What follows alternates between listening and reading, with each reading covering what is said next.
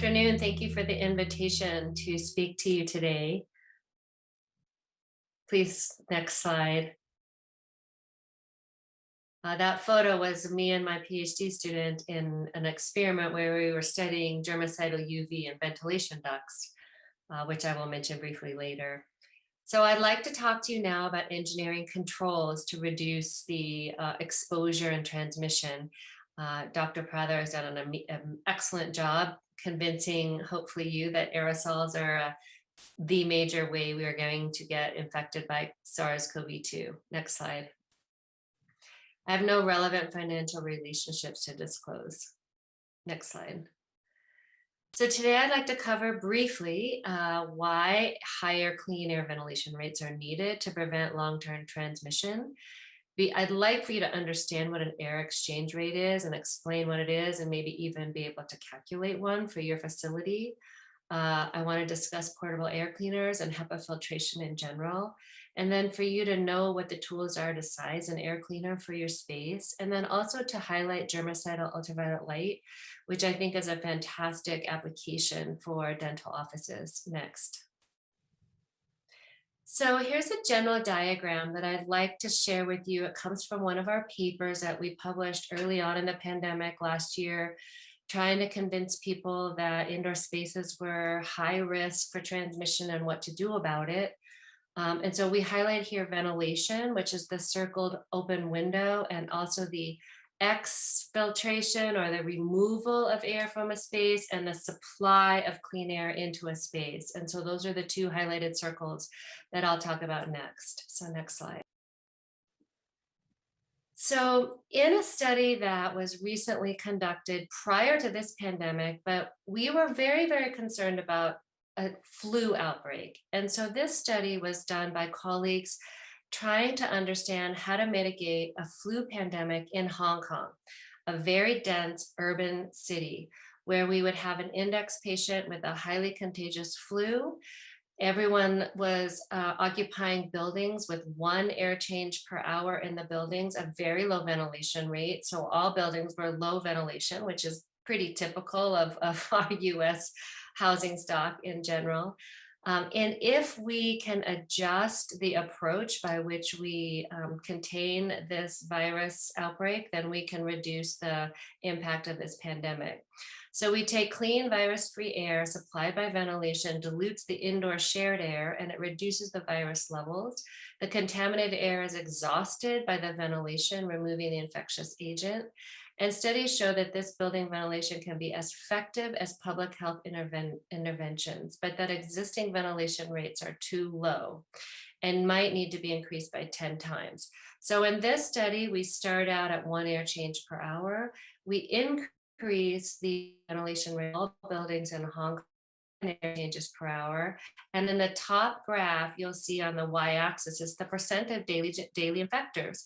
So the percent of daily infectors is really, really high when we have 1 air change because everyone's transmitting the disease to everyone else. But as we reduce the number, as the number of daily infectors gets reduced, as we start to ventilate the indoor spaces at higher and higher levels, because now we're diluting the indoor concentration of virus, and there's no longer this aerosol transmission happening as frequently. The lower graph shows the attack rate of the disease, which is at 100% for even 4 air changes per hour in a ventilation in a space. But again, as we increase our ventilation rates up to 9 air changes per hour, the attack rate decreases dramatically. Next slide. The study I just referenced for you prior was a modeling study done by one of the best modeling groups in the world in Hong Kong. Here is one of the more recent experimental studies to also convince you that ventilation is critical. In this study, my colleague Don Milton at the University of Maryland spent a few years trying to understand how ventilation impacts acute respiratory infections. These are those niggling little colds and irritating illnesses that we get most every winter, and especially on college campuses. And so here they studied 2 different dorms, one that had more ventilation and one that had less ventilation, and measuring CO2 in the rooms, looking at the differences, you can see the low ventilation dorm has high CO2, and that low ventilation dorm was only ventilated at 2 liters per second per person, which resulted in over 50% of the subjects getting acute respiratory infections. That's 47 students out of 109 residents. In the high ventilation dorm, we have 1 infection out of 11 students who lived in this dorm. So we know from this study that we must ventilate at least at 6 liters per second per person.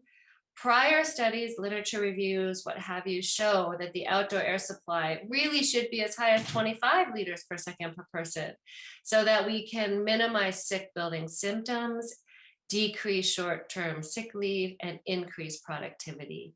These are very solid studies from my field. Next slide.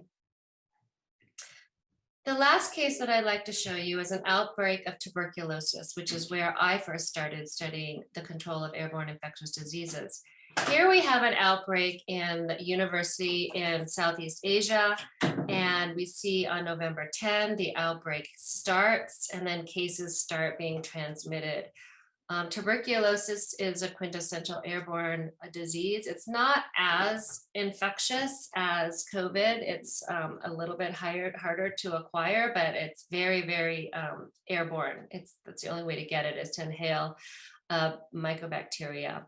So on the left, we see that the assessment of the ventilation resulted in 1.7 liters per second per person of ventilation in this university building, which is very, very low. And so they went through, retrofitted the entire building, got it up to 24 liters per second per person, which again is close to that 25 that I mentioned. And the outbreak ended in December, and the CO2 levels dropped from 3,000 parts per million to 800 parts per million, and disrupted the transmission of this disease. Next slide.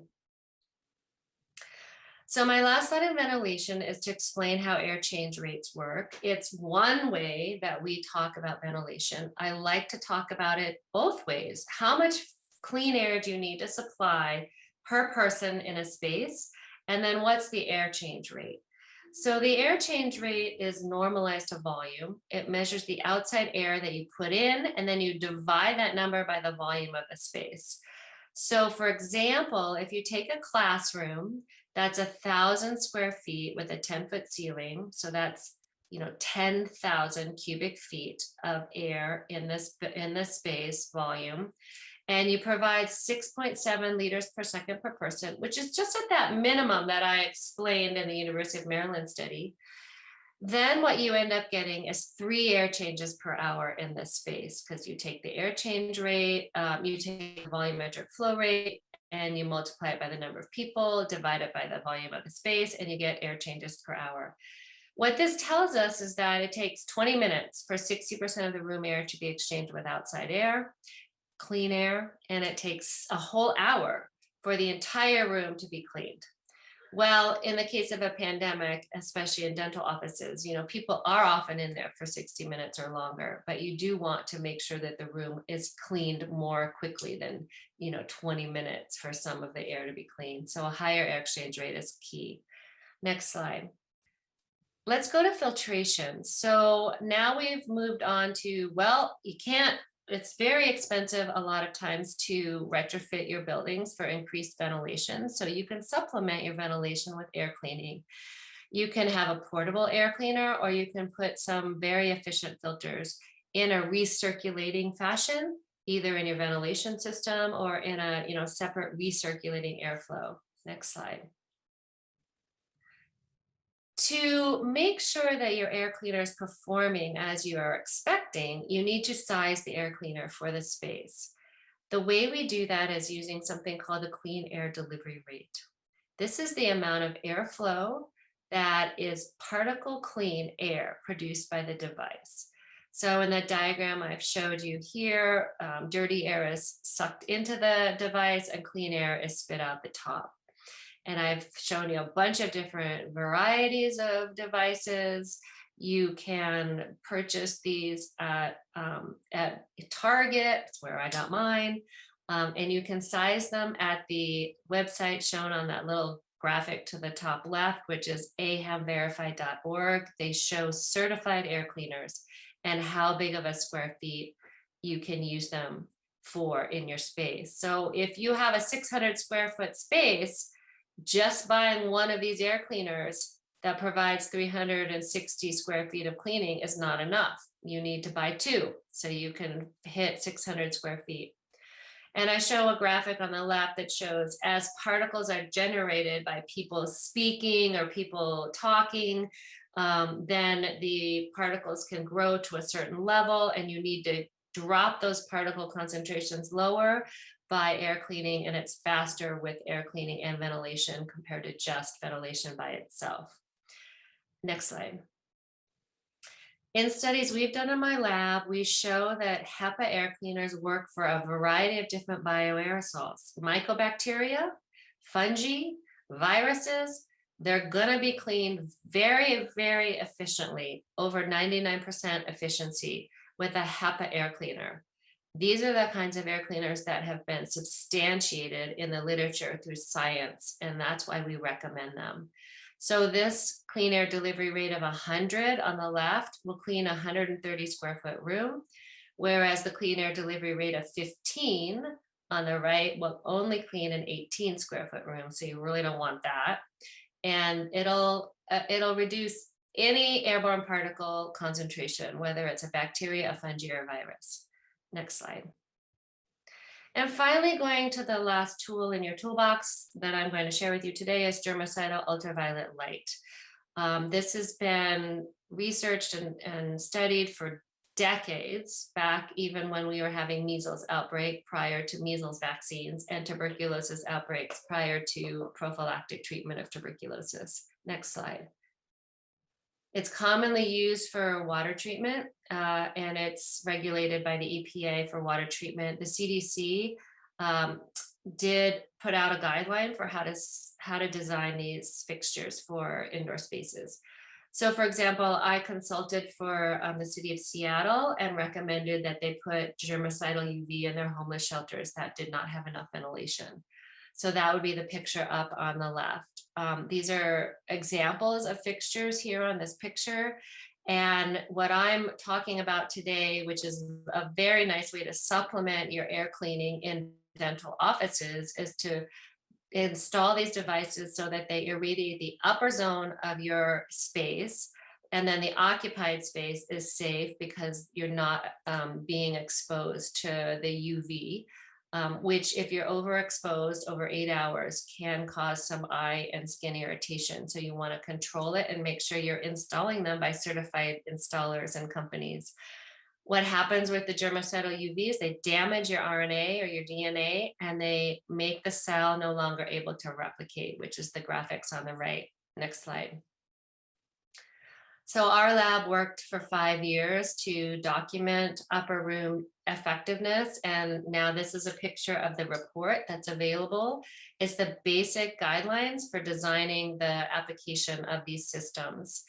On the upper right, you see some of our data, which shows as you increase the UV irradiance in the space, that your air exchange rate increases, equivalent, similar to ventilation, similar to filtration. So here with 5 fixtures in a 30 square cubic meter room, I get 17 air changes per hour by 5 fixtures, which maybe cost $1,000 each. So for $5,000, I've got 17 air changes per hour in my space.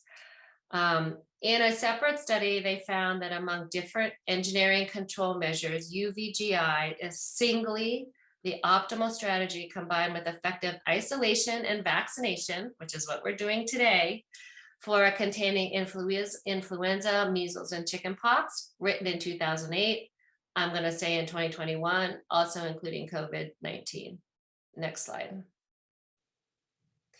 Here's just a documentation of 2 recent studies that showed that upper room germicidal UV prevented infection disease. So in Africa, there was a study to show it prevented TB, and on the right, it disrupted influenza disease by 90% in a VA facility. Next slide.